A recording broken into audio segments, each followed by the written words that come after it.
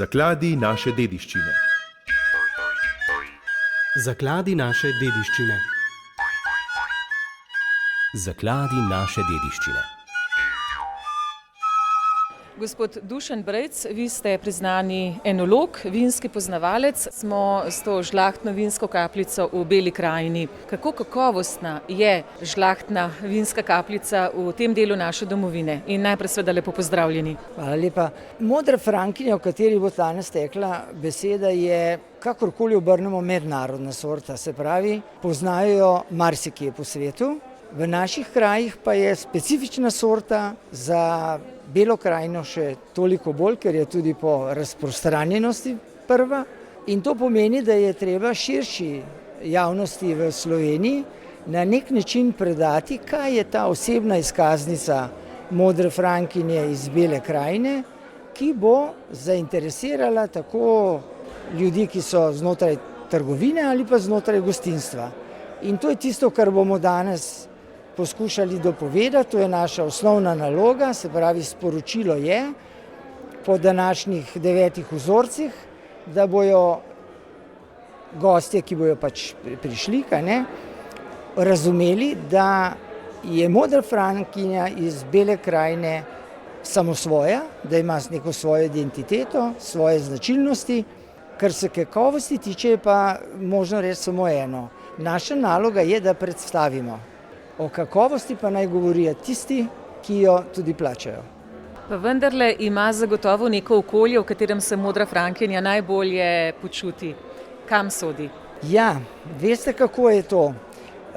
Ne sodi med dogmatične ljudi, ki povezujejo zelo ozko teruar z kvaliteto vina.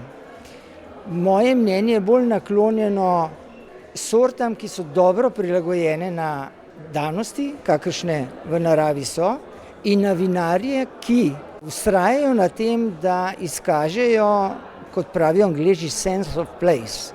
Se pravi, da se teruar, po francosko, izkaže na način, kot pritiče modri frankinji iz Bele krajine.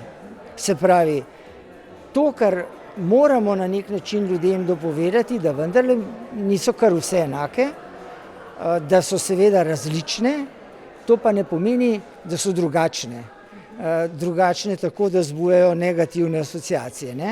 In naša naloga je, da danes pokažemo, kaj so podobnosti med temi modrimi frankinjami, kaj so različnosti. Ljudje se bojo pa potem na podlagi tega sami odločili, kakšna bo ta kakovostna stopnja, kam bojo te modre frankinje umestili. Tako da si mislim, da je to ena od prvih tovrstnih degustacij, zato sem naredil tudi tako imenovane flajte, se pravi, da bomo recimo imeli pare modrih frankinj, pa bomo imeli trojček modrih frankinj, kar bomo simultano naenkrat vse okusili, tako da bomo šli lahko od prve na tretjo, iz druge na tretjo, iz druge na prvo. In ko bojo ljudje večkrat to vajo ponovili, bodo tudi sami prišli do nekih zaključkov. In to je pravzaprav naloga, da približamo ta vina sodobnim, naj bojo to gostincem ali pa trgovcem.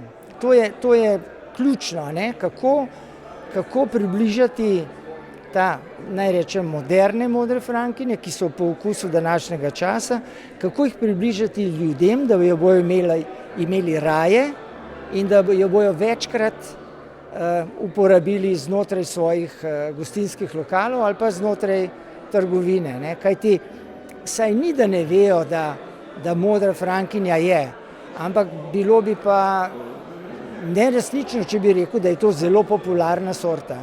Torej moramo nekaj narediti na tem, da bo postala bolj, da bo priklic, prepoznavnost večja. Je modra frankinja v razvoju oziroma kako se jo lahko še žlahtni? Kakšen je ta razvoj?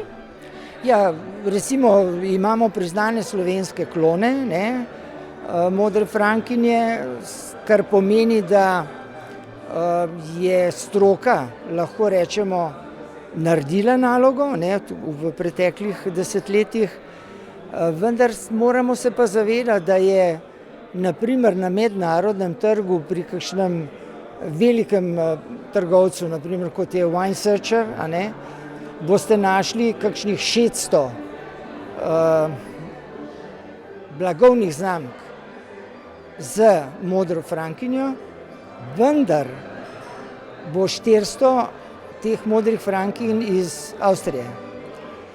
To samo pove, kako fokusirana je pozornost na eno državo, ki si je uspela pridobiti enormen ugled in je pravzaprav edina na svetu, poleg Nemčije, pa morda tudi še New York State, ne, v Združenih državah, pa nekaj jo je tudi v Kaliforniji, pa nekaj jo tudi v Avstraliji, ampak na Madžarskem, kjer je pa modre frankinje daleč največ gledano relativno, ne, na svetu, pa recimo Madžarska ne figurira prav zelo z modro frankinjo na mednarodnem trgu, čeprav ima kakšne 3-4 svetovno znana imena. Ampak je to premalo, da bi se uveljavila na mednarodnem trgu, ne? Tako da nekaj podobnega zdaj mi počnemo v Sloveniji, se pravi, kako modro frankinjo umestiti na liste gostincev, da jo bojo posadili k tistim jedem, katerim sodi, a ne? In da bojo to naredili večkrat kot do zdaj.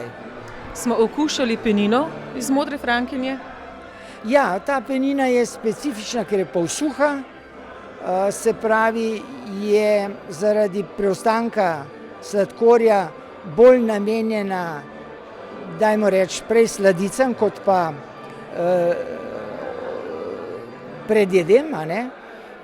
Ampak je pa tudi tako, ne, da je takšna penina polsuha vendarle tudi simpatičen aperitiv, če rečemo, da iz tega ne bomo zdaj delali someljejskega traktata, ampak ponudimo ljudem morda nekaj, kar je osvežilno, kar jih privabi in taka, kot je, Angleži bi rekli, fit for purpose, ne, je ustrezna za namen. In je tudi prav, da okušamo vedno z namenom, da imamo cilj, da vemo, zakaj to počnemo. Danes imamo mi veliko prednost, ker nas boste zelo lepo popeljali skozi vina metliške vinske kapljice, pa vendarle morava dati nek vzgojni apel ob sklepu najinega pogovora, čeprav me zanima tudi vaša zgodba, kako ste postali strokovnjak, enolog, zakaj vas to področje zanima, ste strokovnjak svoje stroke? Veste kaj, pač to je izkustven posel. Vina se ne da naučiti iz knjig, ne. Degustacija je izkustveno področje. V bistvu gre za čutno nazorno izkušnjo, ne. In današnja degustacija bo prav takšna, se pravi, nimam namena, da bi delal enološke parabole, nimam nikakršne potrebe, da bi preveč romantiziral to zgodbo.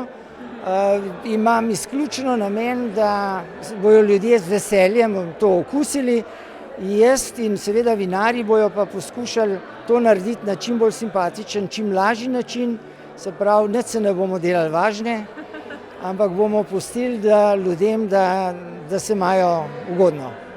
Gospod Dušan Brejc, hvala lepa. Mi bomo danes dobili izkušnjo in upam, da tudi preko najinega pogovora sva dovolj navdušena, da se bodo k metliški žlahtni kapljici tudi naši poslušalci radi vračali. Skratka, je tudi ta žlahtna kapljica pomemben del tradicije tega dela naše Slovenije. V vinu je ogromno znanja, stoletje veščin teh ljudi, pa ji dajmo priložnost. Tako, kot ste rekli. Hvala za pogovor. Tudi vam hvala. Zakladi naše dediščine.